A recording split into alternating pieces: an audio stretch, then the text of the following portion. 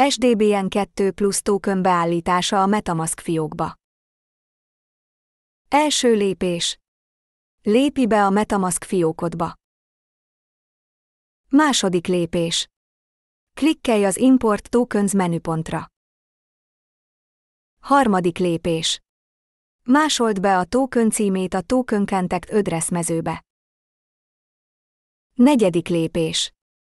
Hagyd jóvá az Add Custom Token Token feliratú nyomógombbal. Ötödik lépés. Klikkelj az Import Tokens menügombra, hogy rögzítse a tokent a listában. Hatodik lépés. Klikkelj a Account SDBN2 Plus menüpontra, hogy visszatérjél a MetaMask BNB tárcájába. Hetedik lépés.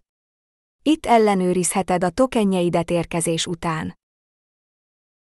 További tartalmakért kövess a közösségi média felületeinken.